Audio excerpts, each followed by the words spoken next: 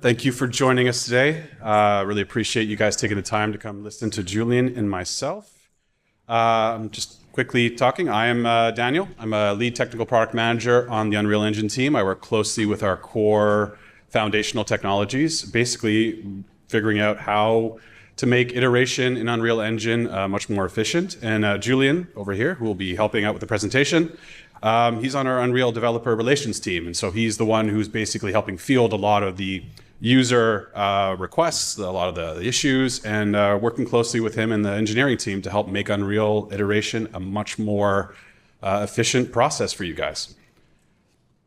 So just kind of put things out there, like the work that we're going to go through, there's a lot of stuff we're going to cover today, handled by a very talented group of engineers and developers working on Unreal Engine. Some of them are hiding in this room. You could probably go and see them after the meeting if you like. But first, what do I mean when we say developer iteration? So, in part that covers editor workflows. How do you iterate efficiently for that iteration loop as you're going through your projects from a developer to an artist as well. Our kind of goal there is how do you accelerate syncing data, editor load times, the project load times, just to make it so you're not waiting while things are basically processing. In that part, the data pipelines is really about, okay, we're building, cooking, deploying your projects onto consoles or mobile devices or our various platforms we support. How can we process that at scale? How can we reduce that amount of data transformation for rapid iteration across every device we support?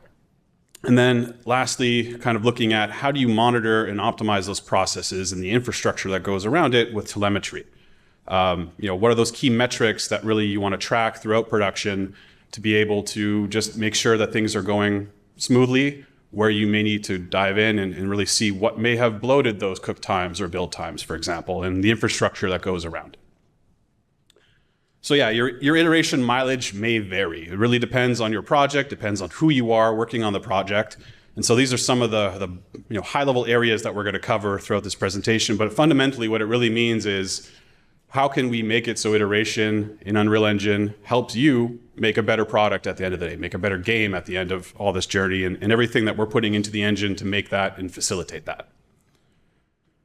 So quickly, I'm just going to cover some of the production-ready features that we have available for you to use today. If you are not using them, highly recommend you do. And some of these things have been around for basically a few releases now, but it's always good to remind everyone that some of these options are available. And starting off with that, I'll cover virtual assets. So the fundamentals of it is sync what you need on demand from revision control, in this case, Perforce. Virtual assets are bulk asset virtualization solution. It's built into UE5. And what that basically means is faster, smaller syncs of your projects and loading that data on demand as you need it. Combined with the GDC, and we'll get more into that later, it's about deduplicating that across your various projects that you would have synced locally. And so, structured data, the properties, the settings, the metadata, that would still, live basically within the project. Then that bulk data is what you'd be syncing basically on demand. And in our cases, we've been using this on Fortnite for several years now, and we've seen over a 4x size reduction when it comes to syncing Fortnite source. Like I said before, this has been production ready for a while now, and if you're not using them, I highly recommend you do. Textures, audio, static meshes, and nanite are the data types we support today. So this is something you really have to opt into either through the editor or through your automation processes. Next, we have Unreal Zen Server and Cloud DDC. Cloud DDC, if you're a distributed team across different regions, Cloud DDC is really our way of kind of bridging the gap between different studios and the internal networking that you have to help sync between, say, a studio on the West Coast and a studio on the East Coast, and kind of bridging the data between those two. The Zen Server is our new DDC architecture. What that essentially means is we're getting rid of the concept of storing loose files on disk and network file shares from the cache within Unreal Engine. And really what that helps is essentially a more efficient file and network I/O within your infrastructure. You don't have to worry about file system overhead as much anymore. You don't have to worry about basically all the semantics and everything that go with how does Windows operate the actual deletion commands and so on. It's, it's more latency tolerant. In general, this is something which, again, as of Unreal Engine 5.5, the local DDC for Zen local DDC is on by default. So this should be transparent to you if you're using 5.5. This was actually the case in 5.4 as well. And we also have now the shared Zen DDC. So this is to get rid of the network file shares that you would have where you'd store loose DDC caches across the studio. Let's see here. Let's go down. Yeah, and just sorry, one quick note on Cloud DDC. It's authentication based in terms of its login and the data is encrypted. So in this case, if you have multiple regions, the users basically you'd set up login authentication through Okta to be able to secure that the data. It's through a public internet connection in this case. So something to keep in mind. It's not for every studio because it depends on the size of your teams and who you're collaborating with. But if you have contractors and everyone, this is one way to kind of help bridge those gaps, like I said before. And then multi-process cook. This is a basically way of fully leveraging on a single machine the available CPU cores and memory available for the cook process itself. And what that does is you manually configure it based on your project data set, how many additional cook workers that you want to spin up, based on the hardware that you have. So for instance, just kind of go through it. The cook work is subdivided basically across the worker processes. The worker itself actually optimizes those subdivisions to reduce any redundant load operations when it's kind of, trying to balance what's, if there's an idle core or not, and really kind of just optimally scaling what you have available. Important note though, is, because this does increase memory usage, so you should probably have a very beefy machine that can handle the memory load, but also increase the operating system page file and have it dynamically grow and span across drives so you don't fill up a hard drive in case you run into that memory allocation issues. And that also something to keep in mind is because it means more memory use, it could mean more garbage collection. And this could surface dangling pointer issues in your code, so something to keep in mind if you run into just cook processes dying out. And so that basically just covers what we're saying. This is a production ready, battle tested. We've been using these for years now. If you haven't deployed these, highly recommend you do. And there's a lot of benefits to doing that. And I'm going to hand it off to Julian, who's going to dive into Unreal Build Accelerator to really kind of give you a sense of what we're doing in terms of scale of build times. Awesome. Thanks, Daniel. So yes, I'm going to be talking about Unreal Build Accelerator and how you can use it to rapidly iterate on your source code and your shaders. So first and foremost, what is it at a high level? Well, it's our in-house solution to distributed work. So whether you're compiling the editor through UBT or you're using the editor to compile shaders, UBA is there to help facilitate remote execution. So it is multi-platform in that we support Mac, Linux, and Windows natively, and it's applicable in both the build farm and the local user contexts. So at the end of 2023, we rolled this out to our build farm, and at the beginning of 2024, we rolled this out to our end users, so just engineers and developers within Epic. So again, what that means is whether you're a nightly job in the CI doing a clean build of the game, or you're an engineer or someone else working on the team trying to make a better game, UBA is there to help you rapidly get through your job. The last important thing to note here at a high level is that we use Unreal Horde as the coordinator. So fundamentally, we have a remote execution system that allows you to acquire resources from the compute cluster and put them towards your local work. So it's important to note that there's many features in Horde. You should come and talk to me about them after. But you don't need to buy into the whole ecosystem. You can just use remote execution and get going with UBA. So how did we deploy this at Epic? So we use AWS Spot instances for Linux and Windows. So effectively, Linux instances running Wine. This is great. We have one pool that can service both platforms. And we have two primary pools that we use. So the build farm helpers and the end user helpers. And the reason that we've broken these out into two different pools is that they have very different usage characteristics, and we want to be able to tune those accordingly. Next up, we self-host for Mac, so 60 nodes that serve both the build farm and end users. And finally, we've enabled remote linking. So what this is UBT allows you to take your link actions and execute them remotely through UBA. This works best for non-monolithic, so Unreal Editor, and it is Windows only at this point. So we've got the high-level idea, how we've rolled it out at Epic. Let's look at some important details that make UBA special. So any distributed work system needs to answer a really important question, which is when you're a remote helper and you're trying to execute an action like cl.exe, just compiling, what's the totality of inputs that you need on that helper to even run the command? So that's to say, in this example, what header files or extra C++ source files or whatever do I need on this machine so that I can even run this? So UBA determines this by tying into system level calls. So open file as an example on Windows, so that when we run the action, we can intercept those and coordinate with the initiating machine as needed.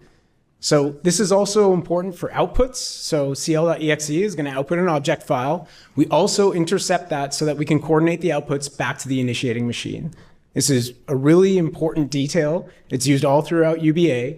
And it's just to reinforce it, there's no costly pre-processing on the initiating machine to decide all the inputs and then try and send those over in bulk. It's all dynamic from the perspective of the helper. So mechanically speaking, on Windows, we use Microsoft detours. For Mac OS, we use dilib interposing. And for Linux, we use POSIX interposing. So we've got an important detail now in our back pocket. Let's have a look at the overall program flow. So we're going to start on the top left as the compile agent. And let's just say we're compiling Unreal Editor as an example. So what we do is we issue the command to UBT, and UBT will go and create the action graph. So this is the collection of all the actions that we need to run through in order to produce the binary. So then we take that, and then we issue a compute task to Horde server. So coming into there. So with Horde server, we have the remote execution enabled, auth goes well, and then the next step that we do is we upload our UBA binaries to the Horde server. So this is a really important detail for UBA. And what it does is it ensures that we don't have to go through our entire compute cluster and make sure we have the perfect version that we're using of UBA deployed everywhere. So we solve that problem by this particular step. So once that upload is complete, the Horde server will start allocating resources to use for this job. And these can be new or just pre-existing in the pool. So once we have the Horde agents spun up, we will then assign those Horde agents to the lease for the job that I've requested. And now that Horde agent is going to download the UBA binaries that I uploaded in the previous step. So once that's done, it will run UBA, and then we'll get a peer-to-peer connection established between the initiating machine and the helper machine. So now we do all the input and output coordination using that OS level intercept that I discussed before, and it's compressed in both directions. It's also important to note that you can enable encryption here as you so choose. So one last important detail before I move from this slide is you see we just get a bunch of agents, but how many agents do we get, Julian? So UBA is designed to go incredibly wide. And if you have enough build actions, you can use the entire compute cluster if you want, but your colleagues would probably not like you too much. So UBA expresses some really important configuration points for how wide we go. So for code compilation and shader compilation, you have two of the same controls. So the first is limiting how many cores you use on the individual agent. So you can use max CPU on the code side as an example. But more importantly, you can constrain how many CPUs and cores you use through the entire session. So this would be the particular configuration that you use to make sure that you don't take everything. Yeah. So now that we know how we can control the breadth of things, let's see what the actual speed is of UBA. So when we deployed this to the build farm, we saw that a rebuild of vanilla UE, so just the editor, no intermediates at all, we had a 2 to 3 times improvement in speed. So we effectively went from 15 minutes, you can see on the chart there, all the way down to around 5 minutes for this build. So that's a pretty massive win. It's important to note that we do have some cloud efficiencies here. So UBA has an understanding of AWS AZs, so availability zones. So what it will do is it will promote one of the nodes to act as a cache for the other items in the job. So now as the initiator, you don't need to have all these connections to all these different helpers consuming all your bandwidth. The node will take that load on. It's It's also important to note that we use OODL for compression here for all the data over the wire, and we saw a 10 times compression ratio in usage. And finally, I alluded to it before, but we do use remote linking for editor, so it's really helped on making sure that we can get those link actions done remotely as well. So zooming in from the build farm to just a local user, me, I generated this data for the presentation here. So the first line, we can see that we have a clean build. This is just an Unreal Editor Windows build on 5.5. So in that particular build, we have 7,200 build actions. I got 0 helpers from UBA because I turned it off. So I only have 64 cores, which is coming from my machine. You can see I've got around 1,000 seconds for a build time.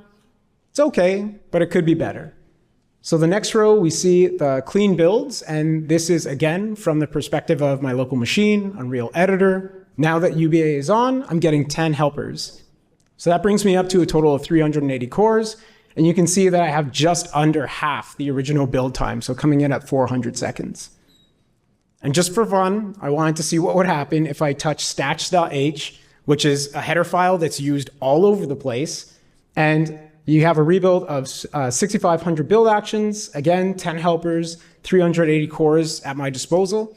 And I am getting that build through in 330 seconds. So some pretty big improvements there.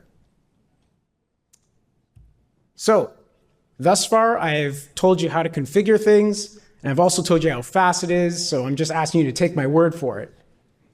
But you can just use UBA Visualizer, which is a companion application that we ship in 5.5. It is for Windows only at this point.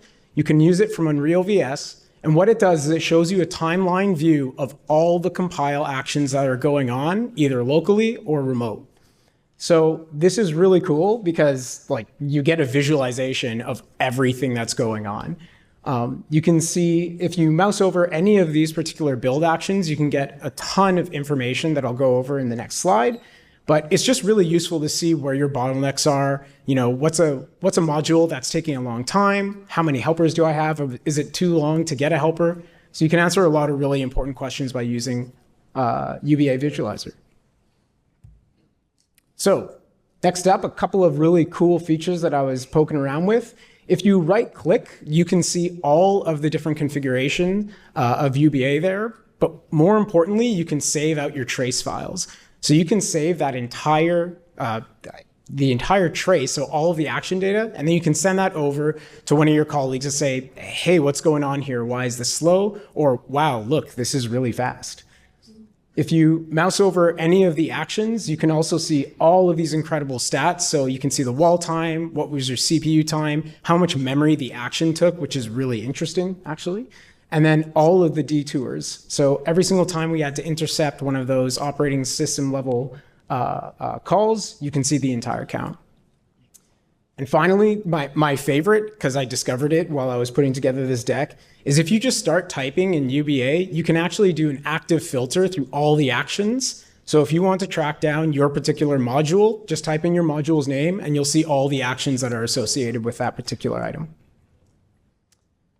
Okay, so that's where we're at with 5.5 with UBA. And now we're going to take a look at what's a work in progress coming up next. And we still think that it's pretty relevant to talk here about developer iteration here. So staying on trend with UBA, in 5.6, we have an experimental feature coming in called the UBA cache service. So effectively what this is an app that you can run that maps the build inputs to the outputs. And it's pretty cool. I'll show you some numbers in a second, but just wait. So you can just run the UBA cache service application, and when you do your build through UBT, you can just pass in the UBA cache parameter and point it to whatever the hosting machine is. So it's really easy to point a session at a cache. You can do it for your build farm, and you can also do it for your local builds. So what's really important for caching in this scenario is that we do want caching for all. So when you're dealing with inputs and outputs, you can hit some issues with PCH files or path portability, just having a different sync in general. The build farm can sidestep this and canonically does by just having the same sync route, but there's a lot of opportunities left on the table between build farm and local users. So again, experimental, but in 5.6, UBT has the VFS option available, which is a virtualized file system. So if you turn this on, you should be able to have much more cache hits with the build farm machines as well. Oh, and just one note is that you can also pass in the UBA write cache when you're invoking UBT and also contribute to that cache as a local user. All right, so one more note about UBA cache service is that it's flexible and observable. So UBA visualizer, it also shows you the hits and the misses with respect to the cache. And you can also pass in the UBA report cache miss reason into UBT and get much more details as to why a cache miss occurred. So if you look on the right-hand side, you can see that teal action there. That shows you that there was a cache hit. And at the top, you can see the total hits and misses throughout your session so far. Finally, you can constrain the amount of storage that you use and the expiration on UBA cache service just by using the capacity and expiration. And you can also limit on your local machine how many cores you use to download from the cache. So zooming in again on the local workstation. So my clean builds, 7,200 actions again, all misses. I don't have the cache enabled. Using 10 helpers, 320 cores this time, 700 seconds, great, sounds good. I had to take 10 different helpers from the compute cluster to get this result though. The next line item, we can see that we have a clean build, but this time we're connected to the cache. So we've got 7,200 hits, which is, let's be honest, rare and happens just when you're making a deck, but 0 helpers were used from the compute cluster. And I can't stress it enough, like that's the value here is that I didn't need to take any compute cluster resources, so my teammates were able to use it instead. So again, I fiddled with some header files in a completely clean build and pointed it at the cache server, and again, was able to get some pretty compelling build time without having to take resources from the compute cluster. Okay. So one last thing is that I've presented UBA, and UBA is an incredible opportunity to iterate through your source code quickly, but there are so many other things that Unreal has to help you iterate on your source code. So whether it's using live coding or just using include what you use, I really encourage you all to take a look at some of these. Awesome. Daniel. Thank you very much, Julian. So I'm going to dive into one point on this slide, and that's telemetry. So how does telemetry help with iteration? You know, Julian just went into a deep dive on UBA and the cluster and the visualization, but trying to take it up a level and looking across your whole pipeline and processes that are there. So looking at telemetry, how are we capturing that state? You know, basically, how can we make sure that when does efficiency drop in the production processes? That could be in the various, you know, UBT, cook commands, build commands, and so on. Everything that we want to help track there and essentially make sure are things going according to schedule, build-wise, and then essentially make sure that we can flag that and essentially, you know, make sure that those workflows are bubbled up in a way that you can analyze and address it quickly. And so, out of the box, Unreal Engine has you know, the various ways to instrument this across the actual processes themselves. That's included in the source. But I'm going to dive into a plugin that we have available today. And we're considering this experimental only because we have to polish it up a little bit more to kind of ship it in the box, so to speak. But that's the Studio Telemetry plugin. And that, what it essentially does is it captures the default telemetry events that the engine features across the various tools, but then allows you to also instrument through a Studio Telemetry API your own custom events if there's specific things you would like to track. What that does then is it gathers those metrics and allows you to then process those into you know, either using optionally Horde directly. Horde features a basic analytics system that we're still improving and working on, or you could feed it into your own third-party analytics system. And really it's about out of the box for dev iteration, we include, you know, the load operations of the editor. How long does it take to load your project and boot up? What about the cache efficiency, the cook compilation times, and everything Julian kind of covered before with UBA and UBT and those processes? We can help feed that into your, you know, operational efficiency, essentially. And just an important note, if you're talking about Horde here, this is your Horde server. This isn't our Horde server that we're operating. None of this data gets sent to Epic. This is your data. This is your production. Switching gears a little bit, I'm going to go back to, I mentioned Zen before. Zen server, what is Zen? What does that fundamentally mean? And what's coming next? And so Zen, really looking at the culmination of the work that we're putting into it, it's really about improving efficient content iteration on target platforms. And we really want to get it to a point that content iteration is closer to the speed of code iteration when you're looking at various platforms and devices that you want to support for your projects. The problem today is that cooked output is a bottleneck. I mentioned multi-process cook earlier, and it's a big step in the right direction to finally scaling across the available cores. But the project data sets today, we've noticed this internally at Epic on our productions, really stressing the use of a file system. I mentioned that for the GDC, but the cooked data, as of today, still lives primarily as loose files on disk. We also have the problem that we recook too often. We can't really introspect the data and understand, hey, was there a change made? Was there a blueprint or various other shaders that may have changed? No, play it safe, recook it all, you never know. But then there's also the problem of when you're iterating, getting that content on target. It's an inefficient process today and involves a lot of duplication of data and copies. And so kind of breaking that down a bit more, there's the cook phase, the stage phase, and the deployment phase. So cooking today, one of the largest, probably time-consuming processes, depending on the scale of your project. We then take that, copy that over, potentially thousands of cooked assets, and then we run it through a data transformation phase where you take it from the loose cook files and containerize it into the pack, UTOC, and so on, to basically then transport that to the device over the network or through a direct connection. And so breaking that down even more, this is kind of what it looks like. And so you could say, for example here, this is what your typical console game today, roughly 65 gigabytes final build. From an iteration point of view, this is super inefficient. You're going through a lot of additional data transformation steps and containerizing, when really all you want to do is just see, hey, I made one change to a file. Why should I have to go and re-copy everything over to that platform?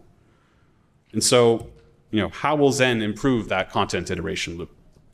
And so first and foremost, we're looking at, like I mentioned before, but the GDC, this is currently beta in Unreal Engine 5.5, Zen as cooked output store. And what that essentially means is we can now condition that cooked data to no longer be loose files on disk, but then stored in the Zen content addressable storage server to basically improve that file and networking I/O. So first things foremost is just getting the data stored in a way that's much more efficient and modernized for today's processes. What Zen also allows is basically what we're still working on, and you'll see more of that as coming out in the next release, is just being able to introspect that data. So yes, having loose files on disk is nice. You can go and browse those from the file explorer. You don't want things to be in a black box known as Zen. So we're exposing that through various commandlets and tools and UIs that you can then actually just say, hey, where is that cooked file? I need to go and get that file. And so yes, one thing to note here is that yes, the cooked output gets stored into the Zen server. We're still going to be storing certain metadata, INI files, and so on for the platform on disk because it's just not necessary to have it in Zen. So taking that a next step further, cooked snapshots. Don't cook when you don't need to cook.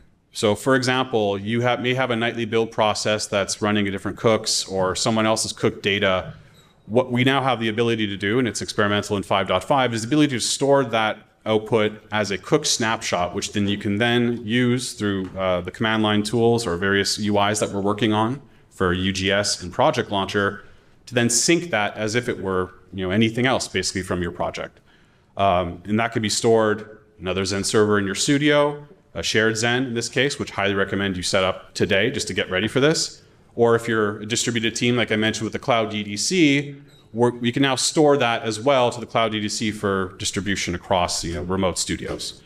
So yeah, the snapshot encompasses the entirety of the cooked output for that target platform. So PlayStation, Xbox, et cetera, et cetera. They do not need to contain the executable files for that platform. That's something which we store on the side, like I mentioned. But then that snapshot has a descriptor that can then tell you, hey, where exactly is that data stored? Where can I go and find it if I need it for automation, for instance? And so we have this running on our build farm today, where our build farm generates that snapshot. The next day, you can go in and sync all of the cook data so you don't have to worry about recooking it if you wanted to try and deploy to a dev kit, for instance. Next up, kind of looking at, well, okay, we still have to get the data onto the device in question. We're introducing Zen streaming. And again, experimental today in 5.5 and something you could try out today. And what that basically means is, okay, well, we don't need to worry about shuffling around bytes and containerizing and compressing things anymore. That's great for a shipping build. I'm just iterating. How can I make sure that I just see my changes on target much more efficiently? And so what that really means is we're taking the cooked data, whether it's a snapshot or the cooked files that you may have processed yourself, and we're streaming it to the target platform. And so basically we are skipping all of those additional packaging steps, going straight from Zen to the target platform. And all you're doing when you're creating that package build is creating that executable that could launch on the client itself. And so that way, when that happens, the game will launch. It'll point to your local Zen server through the right configurations, and then it'll be able to stream all of the application data on demand that you need. So you can at least say, hey, did I make the right change to that asset, the shader, whatever it may be that you wanted to try out and test out. And really the goal here, again, is to get content iteration much more efficient on target, like it would be code iteration. The important consideration here is the network connection, and I'll cover that a little bit later. So essentially we go from this, what we're doing today, with the legacy model, and again, this is great for a shipping build. Zen streaming is not intended to replace that, to this. And so all of that data living in the Zen server, all the cooked data, just simply gets brought to target. You could see reducing the package build and deployment size becomes much more efficient, and essentially saving you a lot of time unnecessarily on processes that you don't need just for iterating. Diving into some details here, I'm going to show a practical use case of what we were testing as we were developing this through Fortnite. The main highlight here is you could see the staging process, the boot and the deployment process are drastically more efficient. And so when the only side effect here, of course, is when you're launching on target, the load time of the client, there's a slight increase just because of establishing that network connection to the Zen server from where your dev kit sits on your network. But drastically going from something that was 26 minutes in time, roughly, to 1 minute and 19 seconds, as the slide says, and from our tests, is a huge iteration efficiency gain, just out of the box. So I was mentioning about considerations, network connections. So this is something obviously will depend on what hardware you have, what's your network infrastructure in your studio, but really it's making sure, does my connection stream fast enough? And so this is, say, from a local workstation to a dev kit. Do you have the right network set up? So for example, we're streaming over the retail networks of these devices. So for example, if you're using an Android device, highly recommend using something with USB 3 Gen 2. Same thing for iOS, USB 3. The legacy connections may be a little slow, and you may not get the right latency and transfer rates that you're expecting. When it comes to other platforms, consoles, or your PC, your local PC should be a non-issue. But for dev kits, really recommend the fastest connection possible, whether that's direct hard link to the device itself or through a 10 gigabit Ethernet connection. And of course, Wi-Fi, it'll work, but latency on Wi-Fi is not great. So you're not going to get a similar play experience on device if the data is streamed and it's lagging. So, but what about the cook times? We talked a lot about the build and the deployment side, but the cook is still something that'll take forever. And what we're hearing from even internally some of our users, it's okay, I'll stick to Pi. I can't wait for the cook to iterate on. So how we're solving that is through ongoing work into incremental cook. This has been a long time goal for what we've trying to achieve with the engine. And you may have heard another term, iterative cook. It's been there for a long time, but the problem with iterative cook is it didn't recognize all the dependencies within the actual asset, so a class schema, for example. And so, generally speaking, you would think, oh, it's going to iteratively cook on top of the previous cook. Well, it didn't really do that. It wasn't reliable. And so this is our way of solving that. So first and foremost, now that the data is conditioned and stored in Zen server, we can now basically introspect it and see, okay, how do we minimize the transformations required, make sure that the serialization is working as intended across the different processes in the pipeline, so that, if I cook something locally and I share it with someone else, that they can then increment on top of that without it being destructive or having to redo it. So our approach is pretty straightforward at first. We're trying to just do reliability testing, making sure that we have the right exclusion types set aside, so we know the data sets that don't work. For example, world partitions don't work yet, but we're opening the doors on blueprints as we speak and making sure that that will be something that we could reliably, byte for byte comparison, cook incrementally. And this is something which we're encouraging people to try out themselves, simply because we don't know if you have custom data sets in the engine, things like that we can't control. It's worth actually exploring and seeing where we may have gaps when it comes to that dependency evaluation. And we're actually really early on time. And just lastly, don't want to forget Pi, because I mentioned Pi before, and that's our play and editor workflow. That's not going away. Zen streaming is not trying to replace Pi. It's complementary to it. And so what you've also may have seen is the Zen loader. And so Zen loader has been a runtime loader for several releases now. This is since UE 5.0 essentially. But now what we have in UE 5.5 is Zen loader in editor. And what that means is we now have the first unified loader for both runtime and the editor operations. And it's the foundations for basically more async loading editor workflows. And in part of that, it's just about optimizing time to boot the editor and time to get into Pi.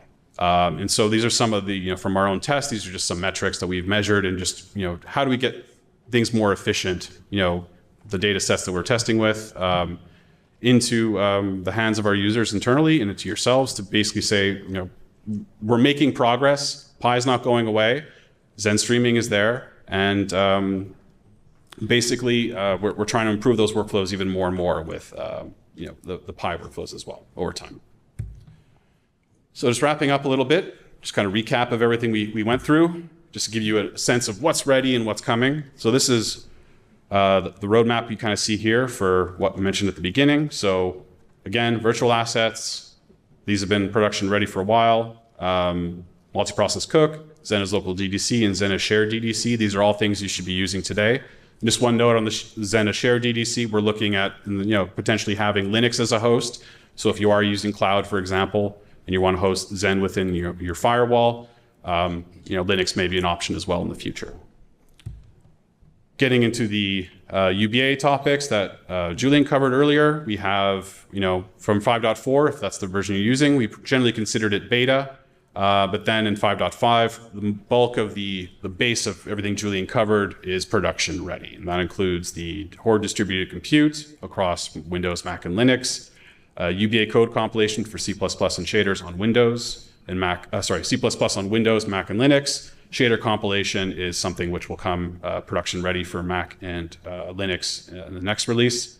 And likewise, moving on, we have Zen is cooked output store and everything I just covered related to the content iteration workflows. That's all stuff that's still work in progress, but a lot of things that are going to be heading towards that production ready state for 5.6 and beyond. Time to take out your phones if you want to get some links to documentation. So this is everything that Julian covered. The QR code will link you to the Horde and UBA official documentation. The next link, practical debugging tips for Unreal Build Accelerator. That is an Epic Developer Community, or EDC, article that Julian wrote himself with lots of detailed tips and tricks. The QR code won't link you there, so just keep a note of that name and search for it when you're on the Epic Developer Community. And next, for Zen Server. So everything I mentioned about target iteration, Zen, cooked output, you can use this link here to guide you to the official documentation. And there's a lot of more detailed presentations on the Epic Developer Community links as well that you can follow. And we got plenty of time for questions. So I say if anyone has anything they'd like to talk about, please come up to the mic and we can start from there. Thank you.